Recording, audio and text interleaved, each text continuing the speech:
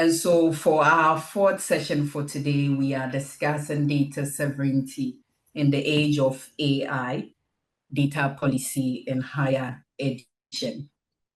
And why is this topic important if we look at our theme that we are discussing for universities celebration this year? We are talking about technology, we are talking about innovation. But whilst thinking about that, we are looking at data and how AI has been rapidly integrating into our higher education space. And so what are some of the frameworks that we need to put out so that we can have good and ethical use of data? And so to do the discussion with us, we have our moderator in the person of Professor Catherine Bailey, who is here on the panel. Professor Bailey is a professor in research governance partnership at the University of Exeter in the United Kingdom. And so without wasting much time, we'll invite Professor Bailey to lead this session for us. So Prof, welcome to this session, this afternoon session, and then over to you. Thank you, Irene. Thank you for all your help in organising this as well. And I really enjoyed the video with the history of the AAU. I definitely learned something. I knew a bit about it already, but that was really nice to see. I'd just like to start by saying congratulations on Africa University Day, and thank you for including us in your celebrations. So without further ado, we will begin with this next segment. So a warm welcome to everybody for joining us from across the continent and globally. And we're thrilled that you could join us for this special event, which is convened as part of the annual AAU Africa Universities Day celebrations. It's a crucial moment when the AAU brings together the continent's higher education community to reflect and strategize around critical issues shaping the future of African scholarship and development. And we are honoured to be part of it. My name is Catherine Bailey, Professor of Research Governance Partnerships at the University of Exeter. As Irene has said, I'll be moderating the discussion today. And this next segment on data sovereignty in the age of AI is proudly presented as a session within the Ethical Data Discussion Series, which is an ongoing collaborative forum run jointly by the AAU Europe Regional Office at the University of Nottingham, the AAU and the Ethical Data Initiative. And I've seen Juliette Thondlana here in the room with us, the Director of the European Regional Office. So the Ethical Data Initiative, which I'm part of, is a joint initiative spanning the European continent and looking at global concerns in data ethics and responsible research. It's run by the University of Exeter and the Technical University of Munich. The Ethical Data Discussion Series also counts among its contributors De Montfort University and UM6P in Morocco, who've been particularly active, so I do need to mention their involvement as well. This series is dedicated to fostering deep action-oriented dialogue and collaborative policy action on the complex ethical, social and legal challenges presented by rapid integration of data and AI into research and education. The rapid integration of AI has initiated a critical struggle between innovation and institutional control, placing data sovereignty at the forefront of ethical concern for higher education. African higher education institutions are grappling with questions surrounding ownership and governance of data fed into global cloud-based AI platforms, which can stray into the realms of what may be thought of as algorithmic colonialism. This challenge is fundamentally one of power, recognition, and the right to have a voice. Current global models frequently marginalise or exclude local, traditional, and indigenous knowledge systems or marginalised groups, leading to systemic bias and a failure to recognise, for example, regional languages, cultural norms, and social realities. The data that fuels these systems is not neutral. Its extraction and use can perpetuate historical imbalances, threatening the integrity and self-determination of communities and researchers. Key challenges that necessitate this discussion include the risk of knowledge erosion, where proprietary AI models trained primarily on local data sets will further displace or misrepresent indigenous and local epistemologies within academic research. We're also grappling with jurisdictional conflicts where local privacy laws are potentially overridden by foreign data access laws, such as the example of the US Cloud Act conflicting with the African Union-led Malabo Convention, for example. Other worries include data extraction concerns regarding the ownership of intellectual property and sensitive research data, and entrenched algorithmic bias due to reliance on non-African data sets. Achieving digital autonomy requires higher education institutions to transition from being consumers to active creators of AI, which involves building local capacity, adopting privacy-preserving solutions, and crucially, centering local data governance frameworks to protect and value the vast knowledge heritage on the continent.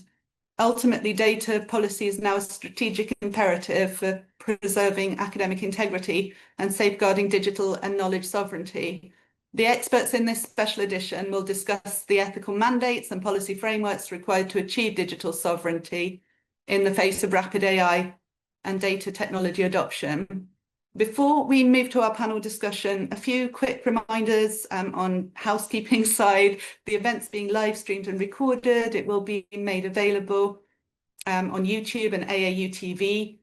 And we'd like to ask you to use the chat function to participate, to introduce yourself, ask questions, or expand the debate amongst yourselves. And we encourage you to be as interactive as possible in the chat box. And we'll pull you into the discussion as we can and pull in your questions. But please make sure that your microphones are muted throughout the discussion for respect for the panelists. So now I would like to introduce our esteemed speakers in no particular order. Christopher Mazdoza is an IT and research consultant with over 18 years of experience at the intersection of technology, law, and human rights. His extensive work focuses on cybersecurity, artificial intelligence policy, internet governance, and digital sovereignty in Africa. His current research specifically examines China's digital influence in Africa and its geopolitical implications for data privacy and information rights, positioning him as a leading voice on global data dynamics and policy development. Cornelia Malherbe is the Director of Research Contracts and Compliance at Stellenbosch University, with over 20 years of experience in research management. She's a recognized leader in institutional governance, having successfully developed and implemented critical policies, including the Research Data Management Policy and the landmark position statement on ethical use of artificial intelligence in research and teaching learning assessment. Her expertise lies in translating abstract ethical principles into practical, enforceable compliance frameworks for higher education. Ramola Tombadu is a research associate at Geomatics and Cartographic Research Centre at Carleton University in Canada. Now, she brings a rich background from the Canadian federal government, specialising, as she was then, in criminal, social and Indigenous justice, and her active work at the grassroots level with the Circle of All Nations Global Eco-Peace Community. Her pioneering research focuses on using data and AI to challenge entrenched power imbalances and discourse on Indigenous issues, which offers a unique and vital perspective on knowledge sovereignty and ethical data use that will help inform our debate today and give context to our debate. So I would like to begin with the first question, and this is a bit of scene setting here. I'll direct this towards Christopher, please. How do we practically define data sovereignty in the context of African higher education institutions? Thank you, Prof. I would like to write on the established protocols. So data sovereignty is a very interesting topic, especially now in the age of AI, and so it's more like the new oil globally, more so for higher education in institutions. Data sovereignty is not just a legal concept; it's an operational principle of control, context, and and benefit. It means the institution, and by extension, maybe the nation, retains ultimate authority to determine how data is collected, how it's stored, how it's processed, and ultimately for whose benefit. So beyond jurisdiction, it's more than storing data on a local data center. It's about who controls the access, who has the encryption keys, who has access to the data logs, the computational processes. So data sovereignty is not merely a legal slogan. It's practice. It determines who benefits, who safeguards it. So in our context, the principle translates to operations, legal, cultural, and economic dimensions. So in legal, I mean, it's the legal jurisdictional control is the foundation. It means our institutional data, which may include student data, research data, administrative data, is governed exclusively by the laws of the nations that the institution is located.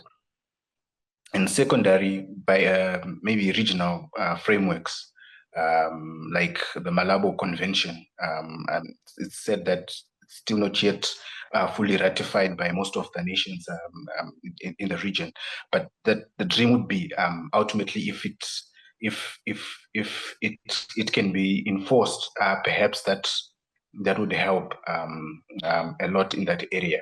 Then operationally or technical control, this is the practical how. It's the ability of institutions to be able to manage, to access, to secure, to edit, to audit, to delete data, regardless of where it is physically stored. If we use a cloud provider, it means we must have technical mechanisms or mechanisms to make sure it's technically impossible for the provider or any third party without our authorization or our national courts authorization. And then in terms of ethical and community control, this is unique particularly to the higher education sector. As institutions, there's a lot of ethics that we administer. We are not just like a bank that controls financial records, but we are stewards of knowledge. And this includes sensitive data, community health, local biodiversity, indigenous knowledge systems. So sovereignty there means our data governance is aligned with local cultural norms, community values, institutional ethical mandates, as well as maybe other foreign external privacy laws like the GDPR. So it means as a community where we are located, they have a right to say their data being used, or even if a foreign law would permit it. So in the fourth one, the strategic and economic control, this is the so what. So for decades, African data has been extracted as a raw resource to create value and products elsewhere, to train AI systems, to become the engine of search engines, the back end of many search engines. And so data sovereignty would mean researchers, nations, and primary beneficiaries of the value generated from our data. It is a strategic asset. It becomes a strategic asset to be used to build local AI capacity, solve local problems, public health, agriculture, climate change, local and economic opportunity, and not just to be exported. So apart from these four areas, I would sum it up and say a practical definition from the passive state of data residence, where it sits, but it's more like the active, the empowerment of the state of data control, who holds the keys, who makes the rules, who has the benefits. So data sovereignty as a concept, it's data that is governed by the rules and regulations that are local, that are under the laws of the specific nation where the institution or university resides in, and where the data is generated, collected, stored, and also being able to determine who has access and what do they access.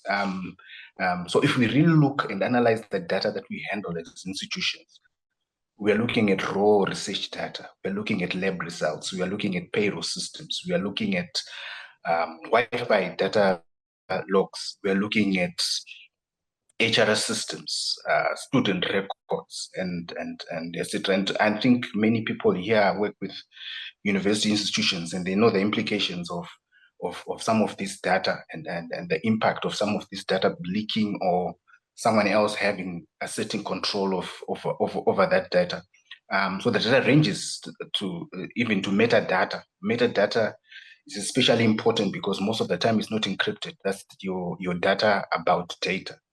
Yeah, so in a nutshell, it underpins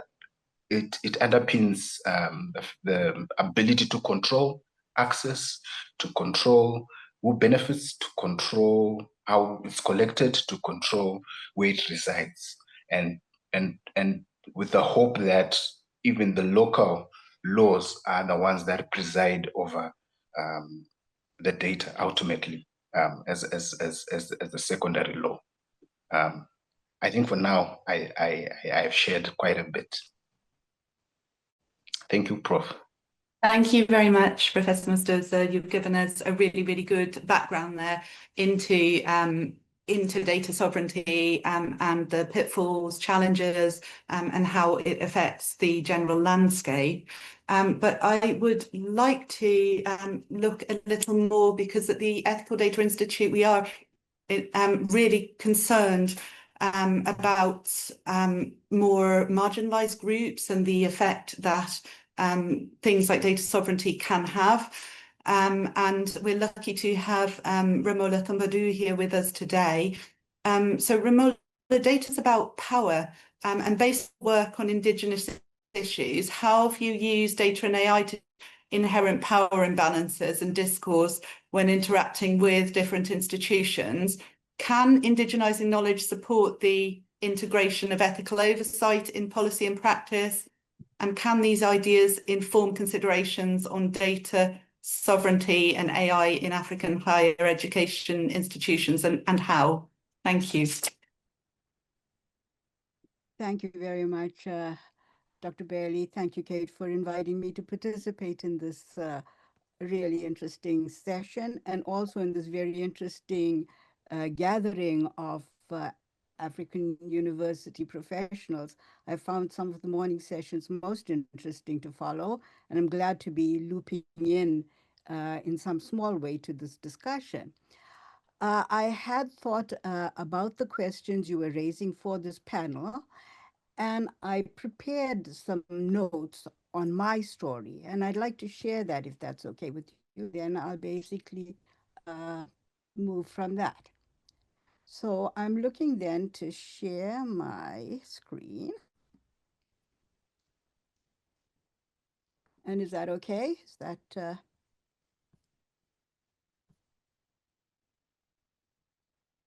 Yes, we can see that. Thank you. Okay, perfect.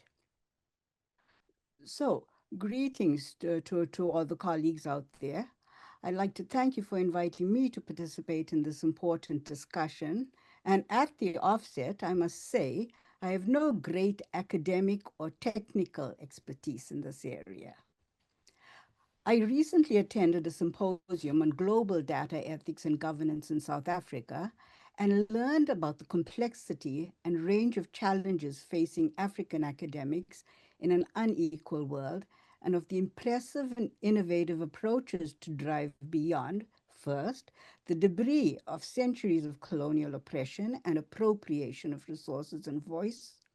Second, the current challenges of economic, population growth and diversity, societal instability, infrastructure issues, environmental crises, climate change, and finally, the unbridled race of artificial intelligence technologies managed by a diversity of masters who are no longer in full control of their agents.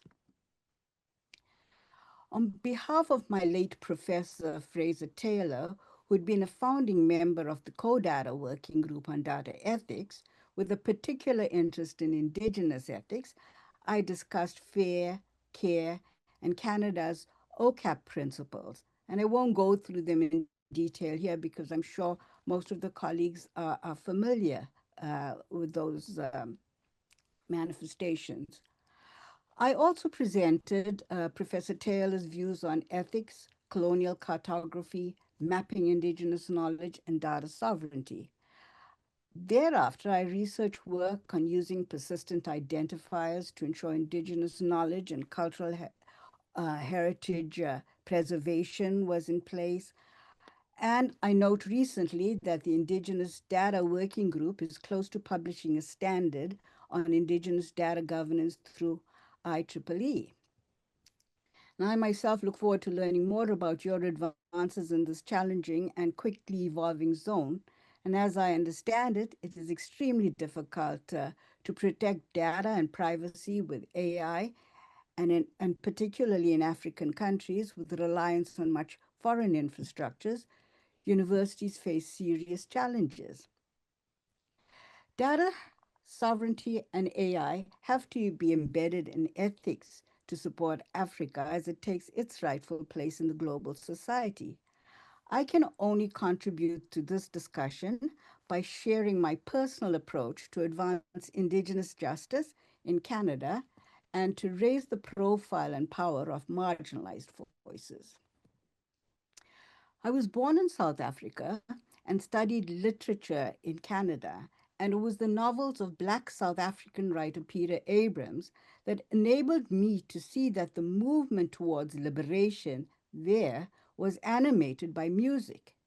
There was no terminology like Foucauldian discourse analysis then, but I was studying the creation of knowledge, truth, and truth effects, and the impacts of discourse in its multiple forms. The search for ethics was Bob Marley's quest as well, to dethrone the oppressor man with his music.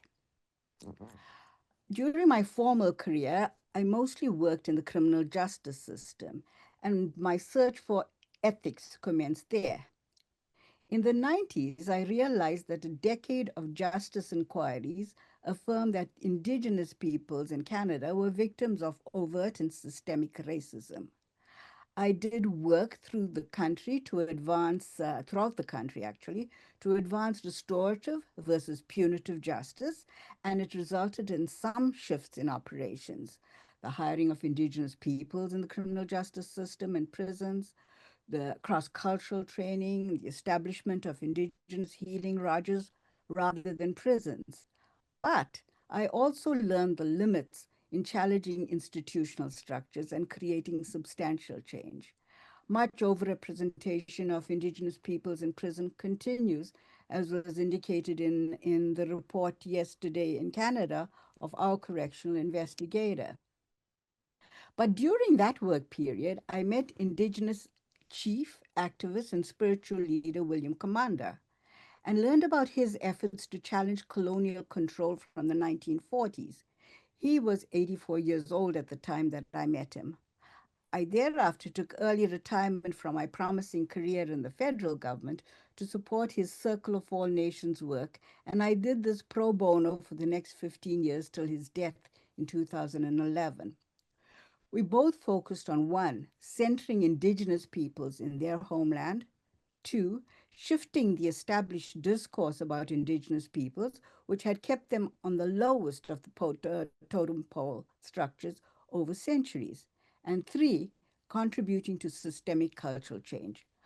Our grassroots work involved prioritizing our values of Indigenous wisdom, environmental stewardship, social justice, and peace building by hosting gatherings and meetings with a diversity of peoples and governments, and advocacy, networking, bridge building, and extensive writing to influence policy and programs in our capital city. Gosh, I've mucked that up.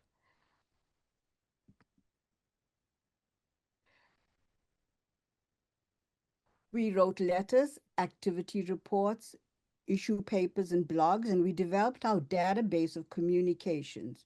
We used our thousands of photographs as data evidence of our work. I wrote a book about William Commander, and I called it Learning from a Kindergarten Dropout. Thereafter, he received 2 honorary doctorate degrees and other important acknowledgments. We branded our work consistently with graphics and color. William Commander had his own website in 2000, and he became known as the .com elder. All our key documents and graphic photo data have been fully accessible for over 2 decades at our website. William Commander was a presence on Facebook from its inception in 2009, and this has served as a useful lesson for us in how to manage AI algorithms. Now, all the memories that Facebook AI pops up for us are the text and photos we embedded in the database ourselves. And its recall serves to extend the commander discourse a decade after his death.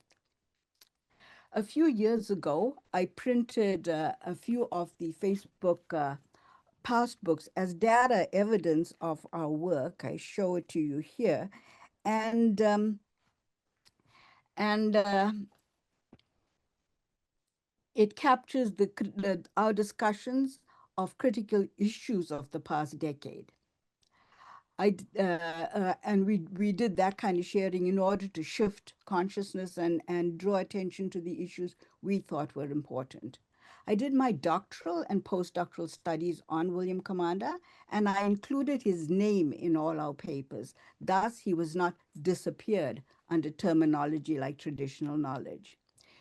It recently occurred to me that since he is now a part of the academic world, researchers would see him from that lens only, but would have no real knowledge about the extensive grassroots work that underlies his discourse. Hence, I compiled our decades of writing into 3 additional books in our Learning from a Kindergarten Dropout series for full public access. So this, in essence, is how I've attempted to both protect his data and make it more visible. I've barely begun to explore AI, but recently I asked ChatGPT to do a summary of a complex paper I had written, and I was very impressed with the quick 1-page synopsis. After I studied it further, I shifted the nuances and fed this back to AI, and it responded with greater attention to my requirements. Next, I asked for an overview of my kindergarten dropout book, and again, it performed well. When I alerted it to my website, its response was even more focused. Thus, I began to realize that as I feed the database, so AI responds to my specific needs. In essence, then, we have fed into the database and carefully managed its parameters. The technology is capable of analyzing my discourse, our discourse, even more speedily than I can. I understand that various platforms brings different depths and nuances to managing data. The e-versions of our books enable AI to understand our story better. In 2012, I returned to the Academy after 4 decades to document William Commander's approach to knowledge generation and culture shift. We believe this work has contributed significantly to the visibility of Indigenous peoples in Canada over the past decade. Just this past year, this came to light in the Academy in place name acknowledgement and in the analysis of the evolving land acknowledgement practices. William Commander had engaged with many international Indigenous issues, and to this day, I am called upon to support them. We are now embarked on research to track this discursive reach in the data emergent from our base and intermeshed with others. This is aligned then with our grounding philosophy of Jinawe Daganuk, that everything is interconnected. This is not unlike Ubuntu, the South African belief that I am because you are. I understand that our knowledge has become part of AI's memory bank, and there are definitely the dangers of appropriation and misinterpretation. But this also happens without AI engagement. In some respects, this suits us because we have wanted to engage others in our way of thinking. We have done our research, the creation of a digital global village for IEEE based on the digital work of students, and one on synthesis in the age of social media. I, of course, also appreciate the dangers and challenges that come with AI in the context of scale, and also with respect to the natural resources of Africa. Focused as we have been on environmental exploitation in Elder Commander's work, we can see that this can be a zone of much worry for Africa, as it is in many other parts of indigenous Canada. Here, we have taken William Commander's voice to book on indigenizing education for climate action, working to shift discourse and power. I consider these are radical, very tiny, microscopic efforts to advance ethical principles and data management and governance to shift power, knowledge, and truth by creating systemic cultural change. But I want to add one more thing before I close. It is clear population growth is skyrocketing across Africa, and there are many challenges to prepare youth for an uncertain future. Since COVID, I've been involved in a children's cognitive mapping initiative in South Africa with the National Association of Child and Youth Care Workers. The children have been identifying with great clarity the realities that they need protection from and the futures they aspire towards. They're supported in their work by the prior knowledge of their child and youth care workers. The Durban University of Technology is involved in our project together with Carleton University. So here's an area to draw on and strengthen, that is the indigenous knowledge and cultural heritage. I think it is of great importance to go back to the indigenous voices to capture, understand, and preserve the thinking and knowledge, particularly of the older ones. William Commander and I both met writer Credo Mutwa, the Zulu shaman, in 2001. And there were more Americans interested in his knowledge and thinking then and even earlier. I do believe we must reclaim, celebrate, and lead with energy of the motherland.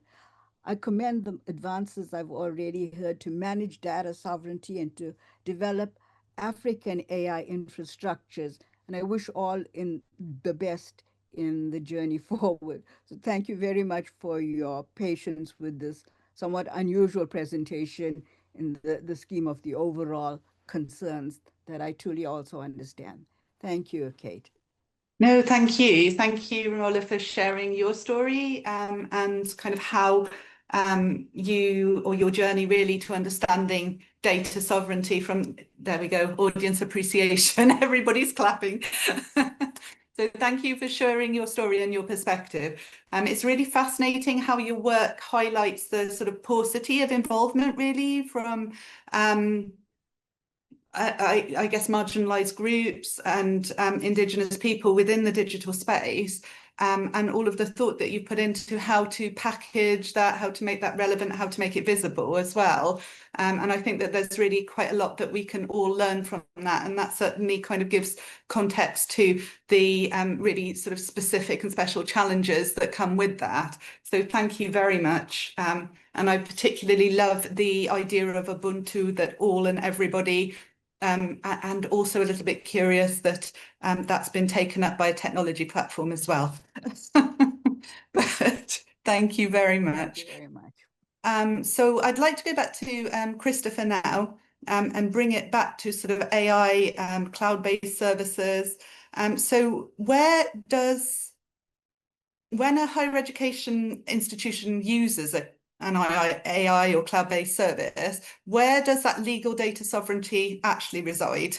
And what continental policy or mechanisms should higher education institutions adopt to shield their sensitive research and student data from foreign or geopolitical demands, such as, again, those associated with the US Cloud Act?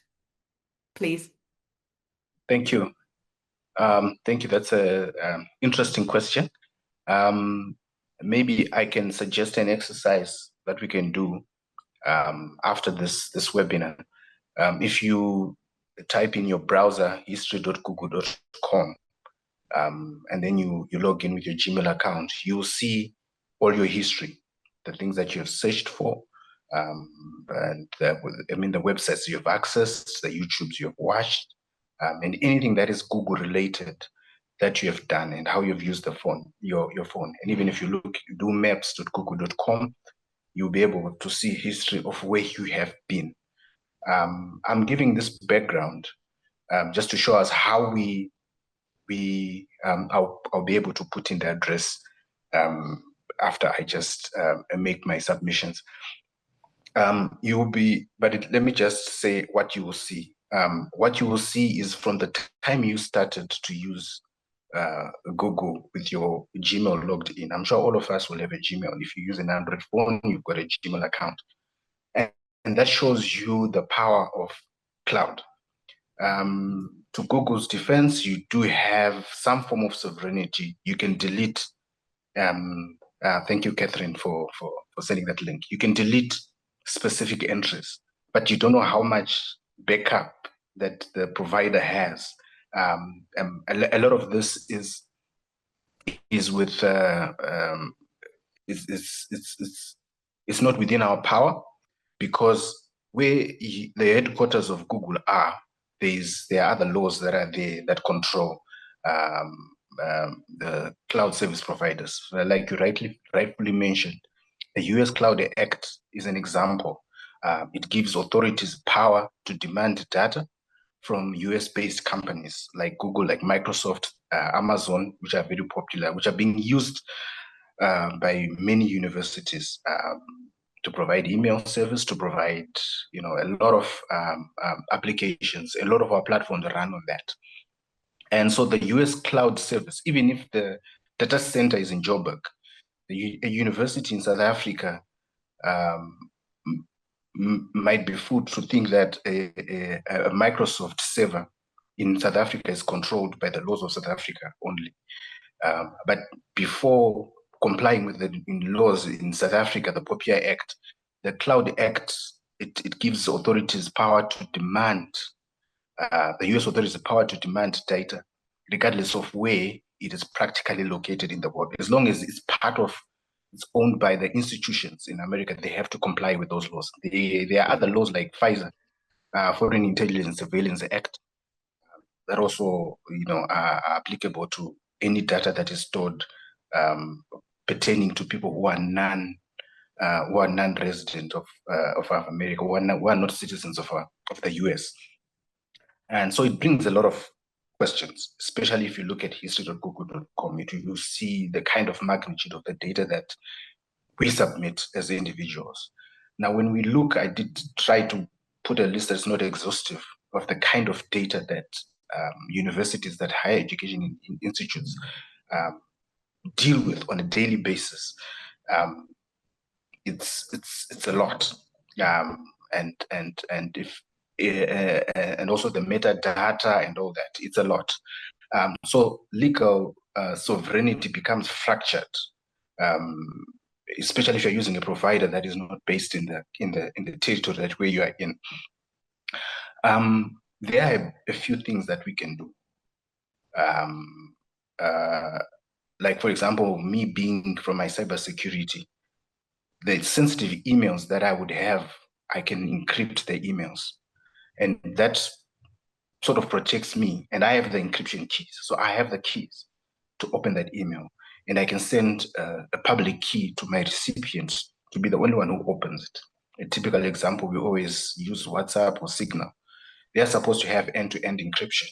So that in itself tries to protect, to give me some form of sovereignty, some form of control over my messaging, over my email, and over the data that I submit, of any data that I submit to a cloud services. But here there are some things that we can include, that we can be having that background.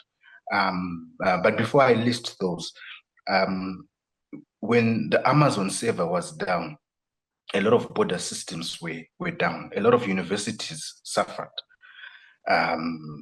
So it's not just the law, but it's the reliance on that sort of infrastructure. Without a backup, imagine you are down and people can't access, students can't access their results, or they can't access their emails, they can access their calendar, they can access, or now their AI. So that's sort of like fractures our sovereignty, that sort of limits sovereignty, so to speak. So what can we do to sort of shield from some of the implications or the legal or some of the dangers that we have, or some of the things that we can that can affect us in our operations when we rely on cloud-based data systems.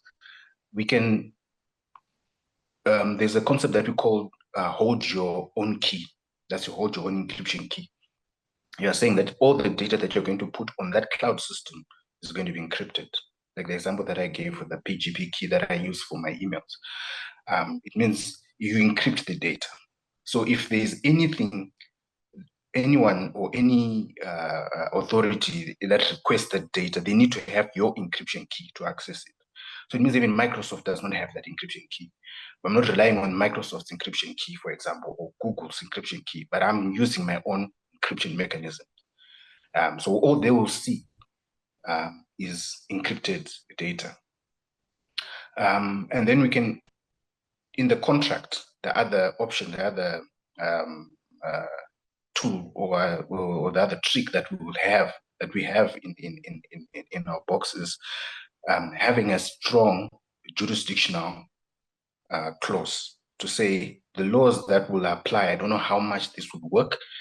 The laws that will apply, that will protect our data, are laws of our land. So maybe, for example, University of Zimbabwe would say the primary law that will protect or that will be applied to this data that we are going to store on your server is going to be the laws of Zimbabwe, the Cyber and Data Protection Act of Zimbabwe.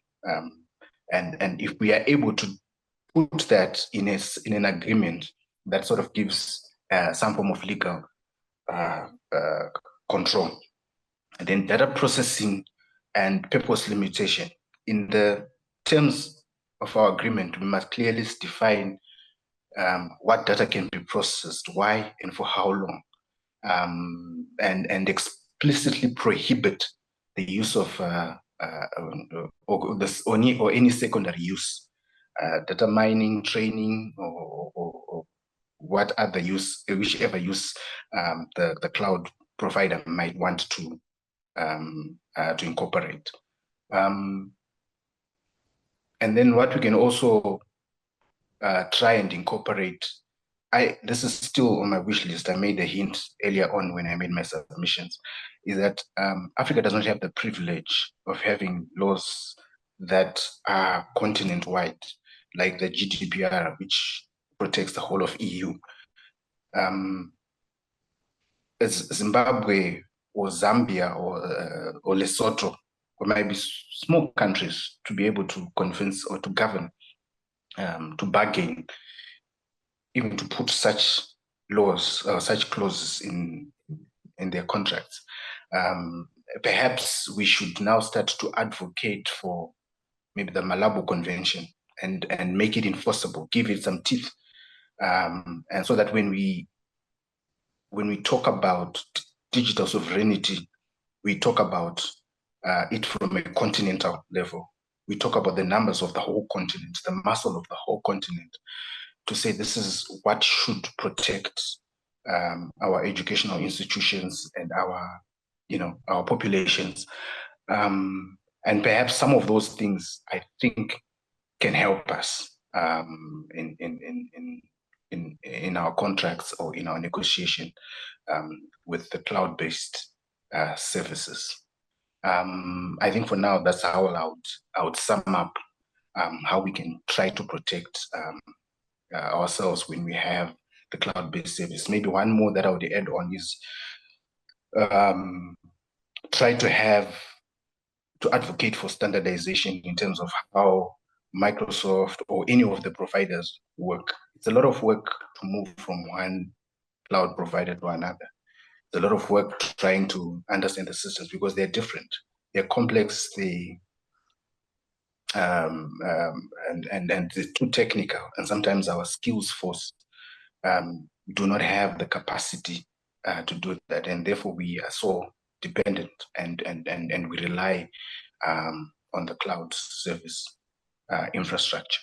And the other downside to it is that in order to use cloud, you need to be connected. Africa's internet penetration rate, it also affects the universities. They're working from home, or you've got students who are participating in a remote kind of learning environment. Internet infrastructure is not the best, and even on campus, many campuses they do have such problems. So when you rely on cloud, you are also you have to have good internet infrastructure to access your data, and it affects your sovereignty, your data sovereignty in the end, because you can't access it when internet is down. Yeah, so I guess I've thrown a lot to talk about, to chew on. But this is the thing, there are so many considerations, so many complexities, but I'd like to bring it back now to a university level and a more practical level of how do you tie together all of these issues and complexities and kind of make a policy that can help to protect students, protect the university, and also achieve the university's goals as well, which is really part of the job that Cornelia Malherbe, who is with us today, does. So Cornelia, I would like to ask you, what are the core ethical principles that African higher education institutions should prioritise regarding the use of AI tools in higher education? And more importantly, what are the practical steps universities need to take, like training or compliance checks, to make sure researchers and students are actually following these principles?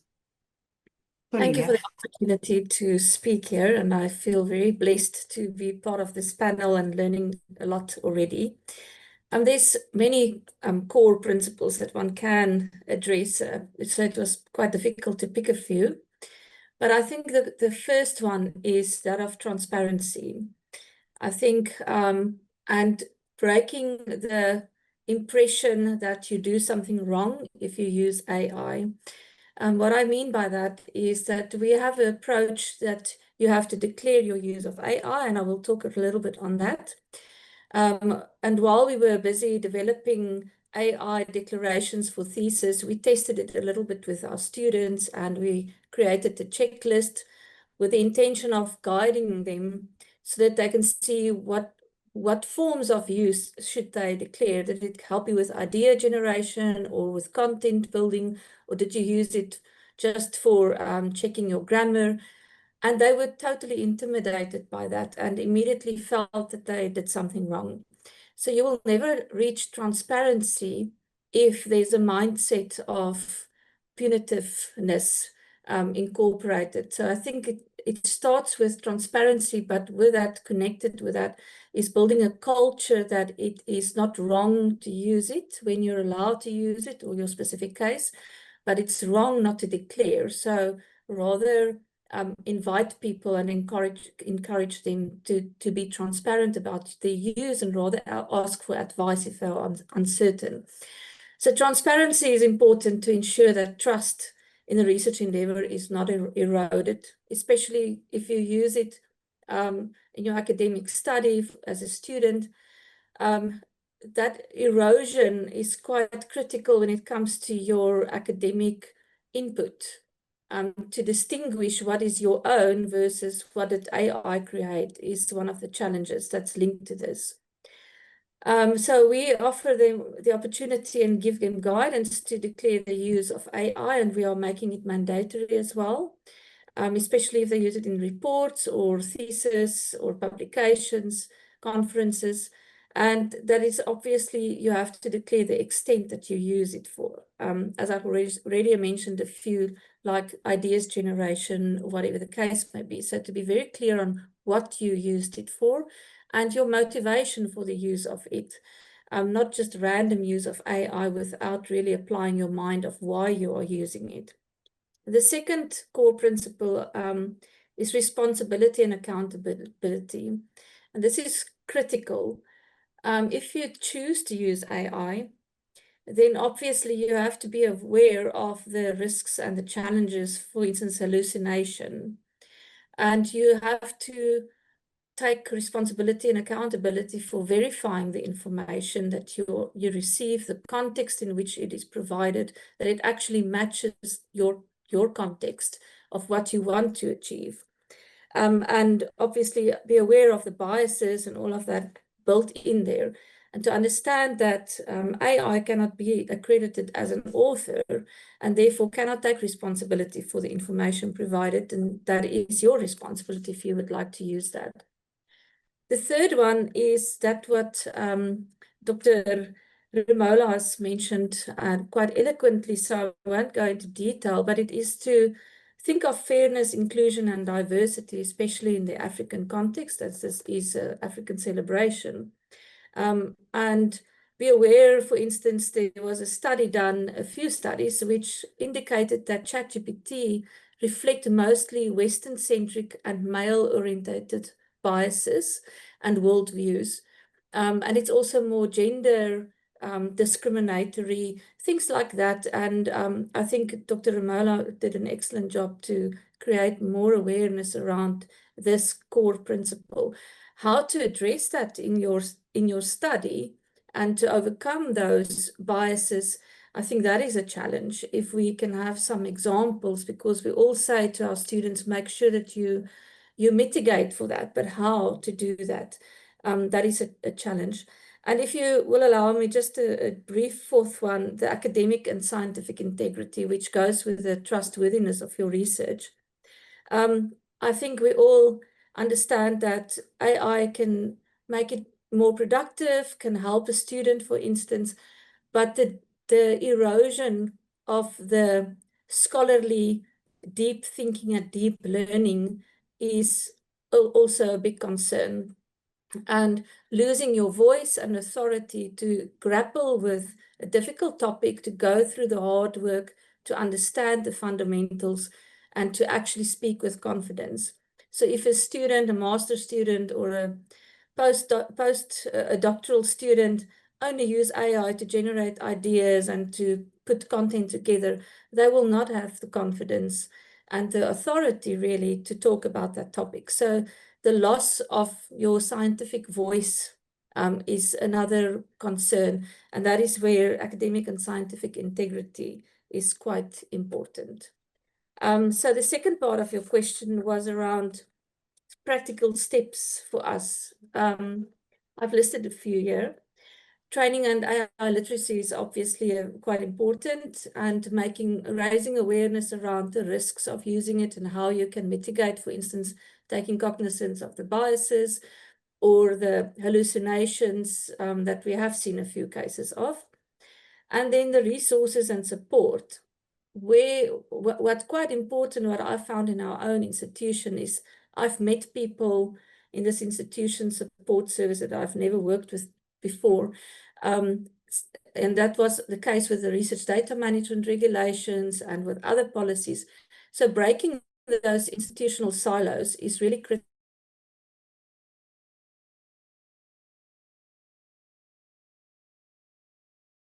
Although there are nuances for your research, there's nuances for teaching and learning, there's nuances in your administrative environment. But to create those resources is quite important. What we grapple with is we, for instance, wanted to provide a list of approved AI tools or systems that they can use that's permissible, that you don't have to come and ask. So that is your institutional permitted one. So we have that available. And what data management advisory committee, which we've also now got the new job to look at the AI questions as well. And what we found is that a lot of people want to use other terms or other AI tools, and you have to have the capability to vet those then. So it's one thing to say you have to come and ask for permission if you want to use something else, and it's a different thing to actually have the expertise to really evaluate and and vet those tools. So it is quite a challenge within a university if you have limited capacity and expertise. That is something that one needs to think of. On the policy and governance side, yes, there are quite a few legislative frameworks and there's policy documents in South Africa. We also have a few like the ASAF guidelines on the use of AI in research communication. You can look at UNESCO AI ethics. You can look at the EU's AI and data policies on legislations. So to do a benchmark and to see how your own policy or regulations will fit in with that. In the case of AI, our institution decided not to go the policy route. The whole reason behind that is to get a policy in place and approved by council can take you up to 9 months. It's very slow. And by then, everything has changed. So we've decided to do a rather position statement with ethical principles that will withstand the time and the changes in the landscape. But then you also have to know what other policies are affected and link those up. So your documentation and your policies needs to be aligned. There are gaps in our plagiarism and our ethics policies. And through this position statement, we've tried to address those so that those can be linked up. What's important is oversight committees. And in the South African context, we have the National Health Research Ethics legislation, and research ethics committees are mandated in this context in South Africa to review all research projects where there are participants involved, whether it's the environmental impact, maybe like biosafety, or it will be animals or humans. However, if there's no participants, then ethical clearance is not required, meaning that if you use AI for your study, it's not mandated by South African law at the moment that a specific ethics committee needs to review that. So we will have to, on our own accord, create a research ethics committee that's not mandated by government, but can have some oversight about those projects or research projects that falls out of this scope, where there's no participants. Although there's no participants, it might have a dual use effect, it might have other consequences, and someone needs to have oversight of that. So that is quite a challenging effect. On monitoring and compliance checks, now this is quite difficult. I think as time goes on, we might develop and improve what we have. But for us, it's more around currently encouraging disclosure, make it mandatory in certain cases, like your thesis and other manuscripts. And we also want to make sure that, for instance, we prevent or do not permit anyone to do any examinations by using AI tools, because there's problems with that as well. Some people do that. So we prohibit our examiners to do that. And we have to have these review processes to discourage AI in confidential tasks where your peer review, like examinations, are required. I've mentioned these RECs, the research ethics committees that needs to give oversight. So that is one thing that we will have to address. On our current research ethics committees, we are including experts in AI when there is a specific project where there's participants, but also the use of AI. And then lastly, to integrate AI detection tools is quite an important part in plagiarism checks, but I think we are all aware of the challenges of the false positives and the false negatives. So it is a difficult challenge. There's no trustworthy tool that you can actually use to pick it up. So is it better to not have it, or is it better to have it? There's an internal debate at the moment. It went through the faculties at our last round, and there was about a 52-48% vote on yes, remove it, or no, keep it. So it's a difficult one, but like the one person explained, if you have speeding cameras, it's not necessarily on each road but people are aware that you can be caught for speed. So if you remove the AI detection tool, there's no speeding cameras. So maybe it will help to at least keep it there, and just for in case, if you pick up a few positives, you can further investigate and do your own audits on that. So I think that is all that I will share at this point. Thank you, Cornelia, and thank you for sharing with us how you at Stellenbosch are grappling with these really, really complex issues and questions around the data technologies in research and beyond. I'd like to just ask quickly, because I am also aware that I would also like to shoehorn this question in. Basically, how does using these tools, the AI tools in research, how does it fundamentally change the rules around academic integrity and authorship? And how useful are compliance frameworks such as those that you have outlined? How likely are they to be in reducing AI-driven misconduct going forward? Yes, so as I've mentioned earlier, that I think one of the biggest challenges is to determine that portion of originality when you use AI tools. If you use it at the beginning and it's just for idea generation and maybe to get some literature and a literature overview, you stop it there and the rest of the work is your own, then that is maybe much easier than you've looked for ideas and you have some information to start with. But if you continuously use AI throughout the research process, the portion that you can clearly provide evidence for to be your own original work is becoming really challenging to determine and to provide evidence. And maybe that will, at the end, where people can, and we are making it mandatory now, that where we are concerned that AI use was perhaps more than what we wanted to allow, that people will have to be open to oral assessments. But you cannot assess 1,000 students in chemistry 1 orally. So there will be challenges around that. But where you, so our staff, our academics have the right and reserve the right to do oral examinations additional to whatever the normal criteria is. And that is actually just to help and overcome some of those processes. There's legal considerations. So one thing that I'm very concerned in my job is looking out for university and compliance risks, is the potential infringement on IP, on privacy laws, copyright and plagiarism, which is linked to copyright.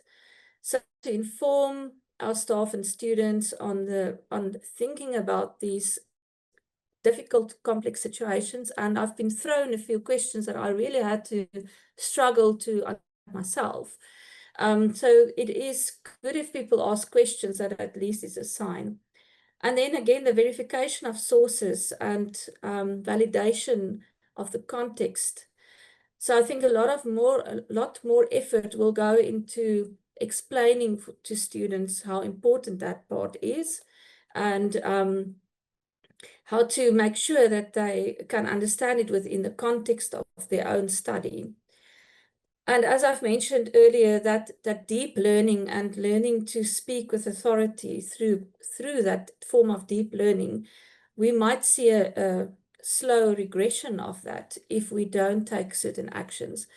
There's one university, I think in the UK, I now want to go and read up a little bit more, where you actually have 2 choices. You can either enroll for a course or for your degree without the use of AI, or another one with the use of AI, and then there's different assessment criteria. So maybe that is one way to start thinking about this, because this is quite a beast for us to help with.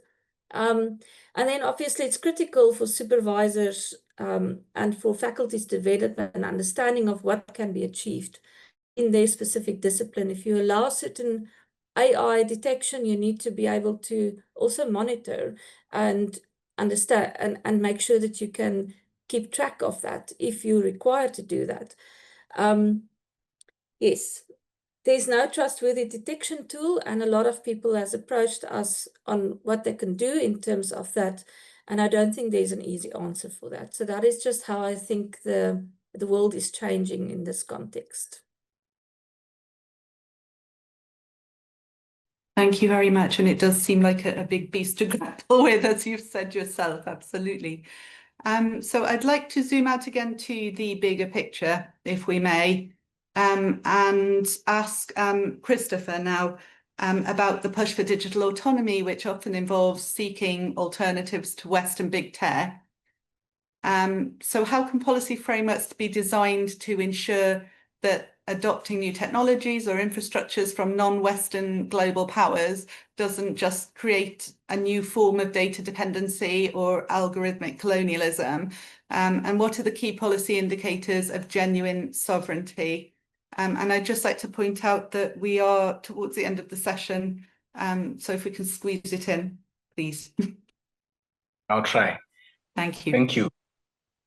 Right, so it's critical. It's a critical insight. Swapping.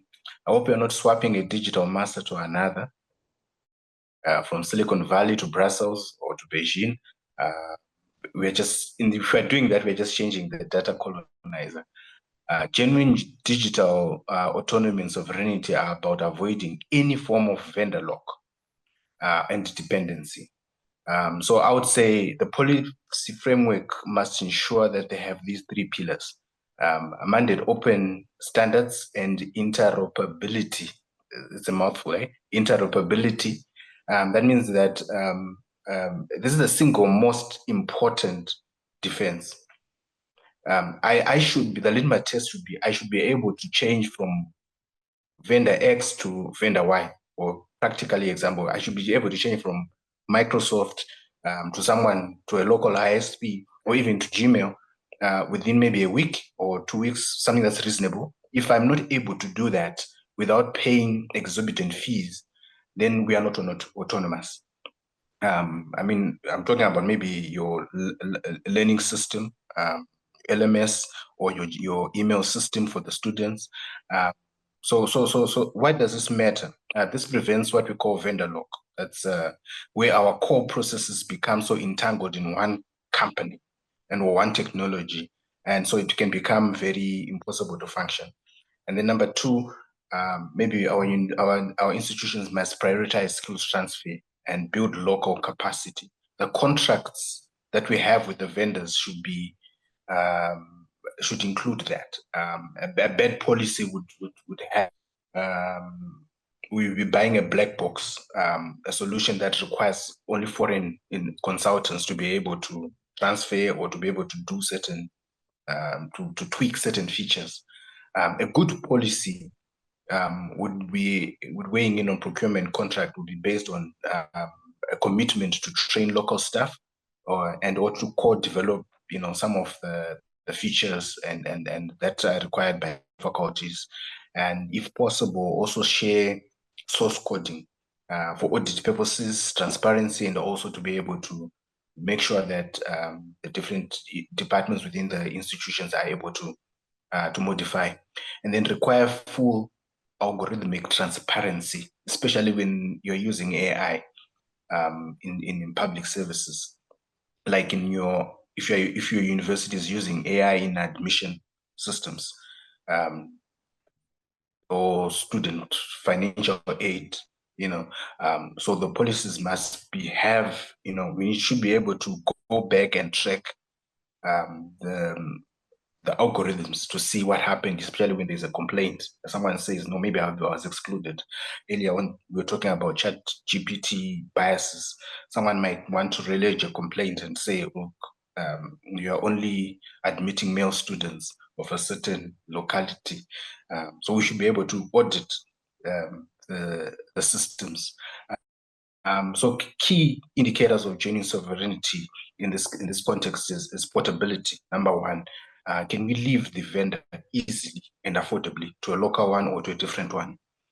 Interoperability. Number two, interoperability. Does the new tool or plugin or existing open source local system, does it demand replacing everything?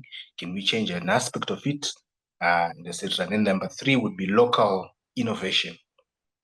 Is this in partnership with local talent, local research, or local knowledge base? And then the third one is legal jurisdiction. Are disputes settled in our local courts or by our laws? And then the critical one, which ties up the other ones, is source code auditability. I did mention how it is important to be able to track, to see the source code. And then the exit strategy. Contracts must have clear, feasible paths for data migration and service termination without a punitive lock systems. I think that would be the litmus for policy systems. I'm aware of your of time. Let me sum it up and end there. Yeah. Thank you, Catherine. Thank you, Christopher. So those of us that have dealt with institutional policy knows that policy can be particularly hard to implement. So I'd like to ask Cornelia now, how can we best measure the success and impact of AI and data ethics policy? And how could we best show university leadership that these policies are working and mitigating real risk? Thank you. So I'll be very brief. So leadership really demands evidence of reduced risk and improved trust. No, they don't want just a checklist of we have all these policies in place. They want to have some evidence that we have, through change of behavior, lowered certain risks and have built trust with our stakeholders, and to protect the university's reputation in the process. So we have to link our ethics and our policies to institutional performance and to our institutional values. Some indicators of success could include things, and I'll just give a few examples. The percentage of staff and students that completed AI ethics and data literacy training. How many breaches do we have? And maybe it might skyrocket at some point, and later on it can go lower. It can also be due to false positives or false negatives, but into that context we have to understand the difficulties of that. We can maybe measure how many research proposals and theses with AI use were declared without being forced or caught out. Research data management plans, those are quite an important area where we can also incorporate AI, or the use of AI, and have some measurements of how many of our research data management plans were approved and in line with the whole university's research projects. So our ethics committees, for instance, require a research data management plan, so that can be quite a low-hanging fruit to measure. We can also measure the inquiries that we receive around, are these tools acceptable for the university to use? And we can maybe also, from a data perspective, view the growing data sets archived in Sun Scholar data with proper metadata that we have currently. And demonstrating value to leadership. We can create dashboards. This is not only around compliance, so if you can show how we've performed, it would be even more valuable. And use of case studies. If there was a breach or something that was a reputational risk, and how you mitigated that, so that we can also learn from that and take proactive steps not to go into a situation like that again. Benchmarking against peer institutions and other regional and international frameworks. And then important to translate these ethical outcomes into risk mitigation and brand trust language. So we need to not only talk about compliance, but also it needs to become part of our strategy language. That we want to use AI, we just want to use it in a responsible and accountable manner and a transparent manner. That's all. Thank you. Thank you very much. So our final question today, which I'm going to put to Christopher. So looking beyond technical compliance with GDPR or local privacy laws, how can higher education institutions maintain public trust in research that increasingly uses sensitive personal and community data? And what is the role of higher education institutions in providing a social license for AI adoption? Thank you. Thank you for that question. So this is about a social license to operate, not about science as it were. I know many of the respective countries in Africa have data protection acts now, and many are, some are in the formulation stage, some process of getting that. But legal compliance is not the ceiling, it's the foundation. So trust is not the legal document. It's an emotional, it's a social, it's a compact that is built through action and not words. So I think, number one, I would say let's move from ethics review to community co-creation. What do I mean? I mean the old model of extractive, of researchers saying that maybe we decide on a question and go to an internal ethics board for approval, then go to the community to collect data. I would say maybe the new model would be participatory co-creation, starting from the questions themselves, that you must engage the communities before the research question is formulated. You'll be asking, what are your most pressing issues or problems? How can we partner with you using these, for example, AI tools to find a solution together? This means establishing maybe a community advisory board for research projects. And these boards are not subjects, but active partners in research, helping to guide it, interpret results, and even ensure that it's not merely extractive. And number two, to articulate clear, verifiable, and shared benefits. You know, trust is eroded when communities see research is done, data is collected, there's a brilliant paper that's written, there's tenure, and then people disappear when the community problems remain. And then they come back again with another research. So we must answer the question, how will maybe, for example, AI-driven health research directly and tangibly benefit this community? The benefit must be part of the project design. For example, doing AI research on tuberculosis diagnostics, a shared benefit is there, and there should be a commitment to train local, maybe for example, local clinic staff to use the tool to provide, you know, free or any form of intervention that is related to the study. Then number three is radical transparency. I'm saying radical transparency. We must be transparent in non-technical language and create public-facing data dashboards that show or aggregate what data is being used and for what purpose it is being used, and what are the safeguards that are there.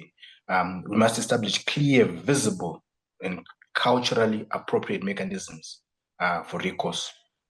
This could be a community hotline or some form of mechanism that we can put in that case. So the role of educational institutions as a social license broker is there.